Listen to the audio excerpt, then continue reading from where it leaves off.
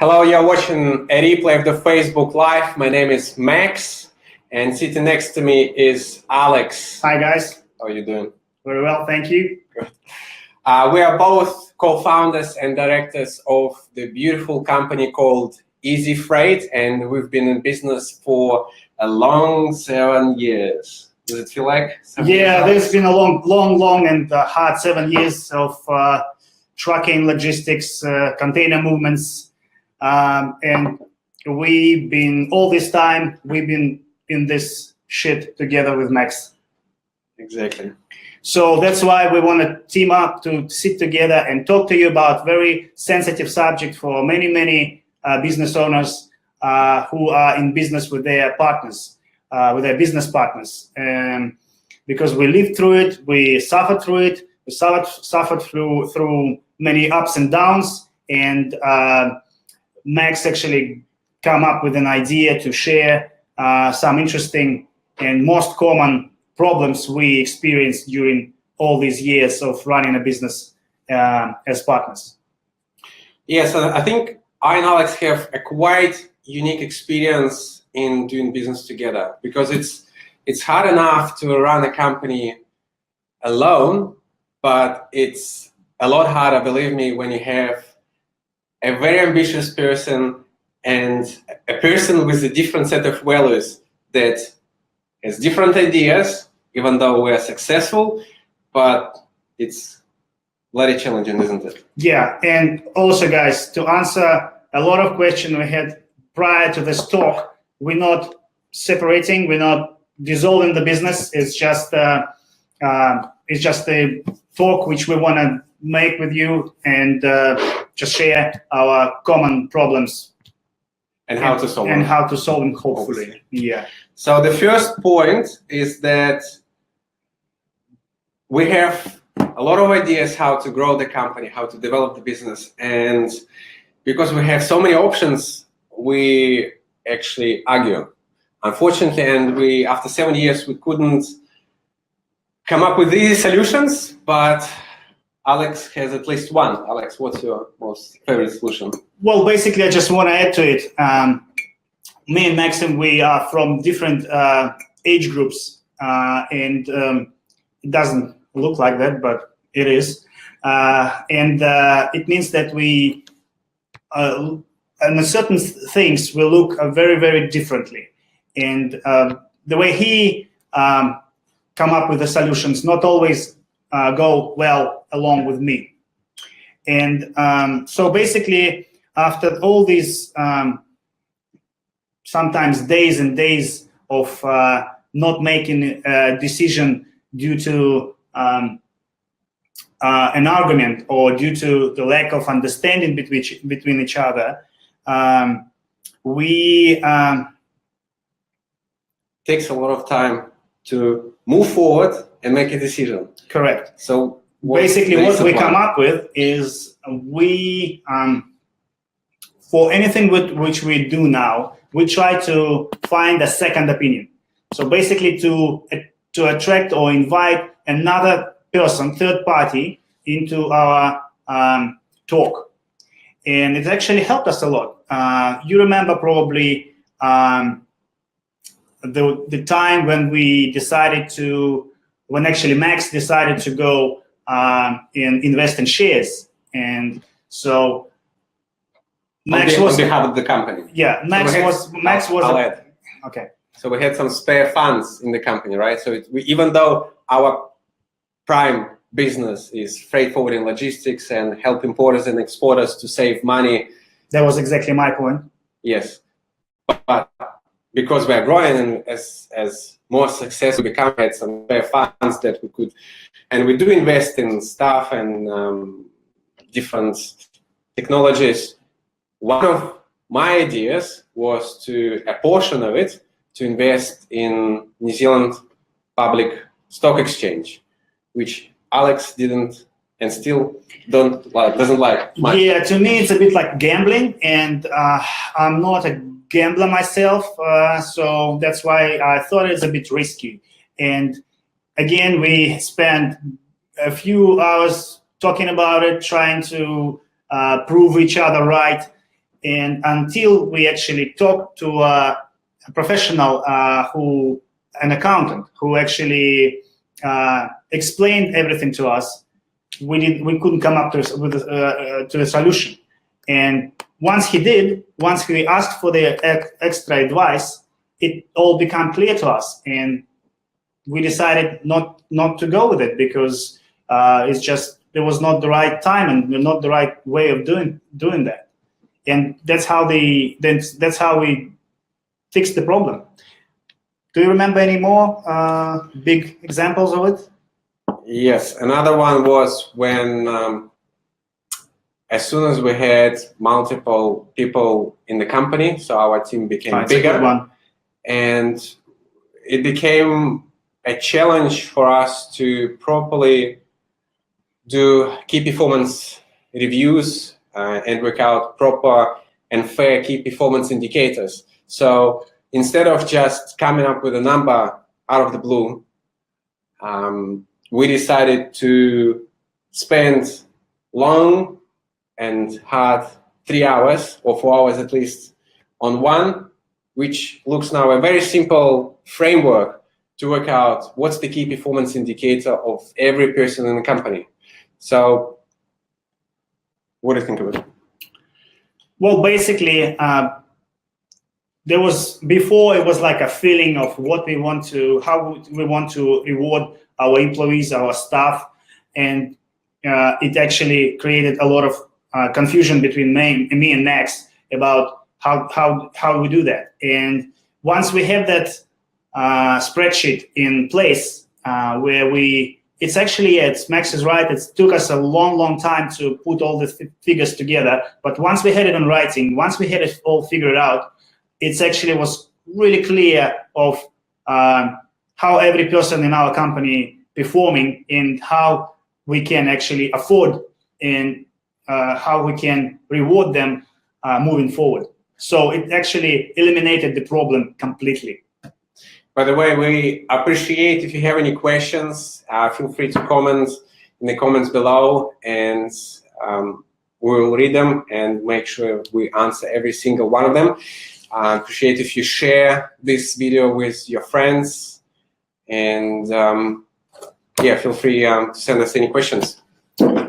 The other problem, the next problem we wanted to share with you is a common problem called lack of responsibility between each other. Basically, when me and Max first got together and decided to do business, we didn't have a certain figured out plan of who does what, and up to date, and we're guilty of it. The problem is we do not accountable enough to the actions of each other or non-actions, right? Exactly. Go on. Example? Let's see. Recent example. So, for example, as far as I remember, we were looking and still looking for a new office because the building we are located at the moment, I hope it's not going to happen today, but it's going to be demolished, and we are relocating to another place. That would be a cool video if it's actually they decided to just demolish it right now. Exactly. Hope without me. So, yeah, and so what was your idea? My point was that we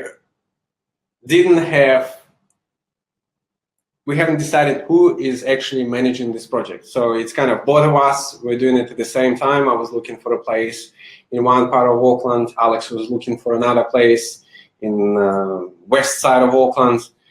And it was dragging on forever. So that's the problem. Once again, we didn't have clear responsibilities, who is doing what, who is responsible. And it got to the stage, to a bad stage where our landlord, our current landlord, offered us quite favorable conditions if we move out earlier from out of this building. They would give us 4 months of free rent, which is quite a good money in Auckland. And we didn't make a decision quick enough. So we lost 1 month of free rent. So that's what you have to pay for when you don't have clear responsibilities between both directors. And it's just not just that. It's actually, we have problems in deciding who's going to be our accountant. We had problems with deciding which insurance company to use. And exactly the problem was always the same, the lack of responsibility. So the person who thought to be responsible, who kind of assumed to be responsible, was not responsible and procrastinating. It was me or Max, doesn't matter. The result is always the same. It takes us a lot more time to do something which both of us do not think as important things if it were like me or Max alone in business. So yeah, what started with a small problem became a big problem just because of a lack of responsibilities and slow speed in making decisions. Yeah, so our advice, and again, we're guilty of it, and I promise you that by next year, the same time next year, we'll have something, we'll have a system, and we have all the responsibilities written down in a very simple document. Some people call it shareholders agreement, some people just call it just an agreement between shareholders. All the responsibilities written down and so we're definitely going to do it because I'm sure it's going to help us a lot. So in a very simple document, I'm trying to some watch people call it shareholders agreement. The live stream on Facebook to make sure it's working. Yes, it's working, Alex. Yes.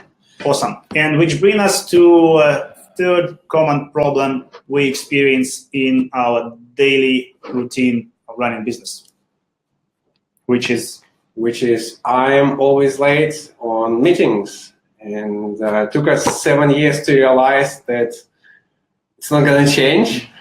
We've tried a lot of things. I'm ashamed to admit it, but yeah, so we have to deal with it, but fortunately we have a solution. Yeah, well, it's not just about Max being late. It's about more a bigger problem. Which I have. For me, it's one of the most important bits of business. It's the reputation of the company.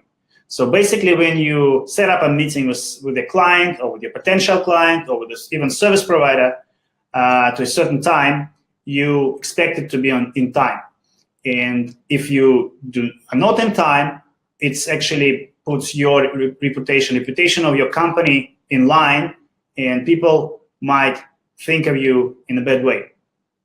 And it got so bad at some stage that I even left before a meeting because it was a bit childish, but I left before the meeting leaving Max dealing with the consequences of him being late. So it's actually, we're doing a lot of harm to our business, and it didn't get better until me and Max went on a personality course. And Max want to talk about it a bit more in detail. Well, I'm not going to run you through the course because it's going to be a very boring interview and very boring talk, but to tell the long story short, there were 4 different personalities, and one of them was a person that is a perfectionist and he's always late, and it turned out to be me. So basically, the person who caught up in the moment so much, and even if with great intentions of being in time, he can be, I don't know, distracted by a phone call or an email, and it's actually stronger than the person, and there's nothing that the person can do about it. And once I realized that it's actually the type of Maxim's personality, it stopped bothering me. I mean, he's still late, but I'm not mad about it anymore. And guess what? Nothing happened to a company. And we're still there, and we're still growing. Yeah. And can I add? I think one of the additional points. Correct me if I'm wrong. Another person, it's not just Alex, but other people think that if one person is late, that it shows lack of respect, which makes sense. Most of the time, when another person is late, it shows that he or she is unprofessional, and he or she is showing you lack of respect. So, which is not in my situation, and it's not in many situations of other people. It's just the nature of how person behaves in a natural environment. So I hope you will remember that when you talk and deal with other people. And I'm, for example, guilty of I'm actually lacking attention to details. When we work on a project, I'd rather sacrifice details to make it faster. And Max already mentioned that there is a big on the side of perfectionism, so he likes to do everything to a slightest detail, and that's why we had an argument before of not being very detailed person, and hopefully after being on that course we resolve that, and Max now understanding that it's a part of my personality, and he actually helps to it rather than just being angry about it. 100%. Yeah. I'm just gonna check if there are any comments. No, there are no comments. Okay, you've been very quiet, guys. Thank you for listening. If you have any other questions, feel free to ask them. We appreciate your time. Thank you for listening. Thank you for being here. And we're gonna be back next week. Next week with the great advantages of doing business with a partner. So it's not always a bumpy ride. It actually had some really good times along all these 7 years. So we will be happy to share with you and give you some tips and advices how to improve the relationship between two business partners and make your company prosper. Awesome. All right. Thank you again, and stay tuned and join us next week, and we'll invite you again. Thank you for your time, and have a good rest of the week. See ya. Thank you.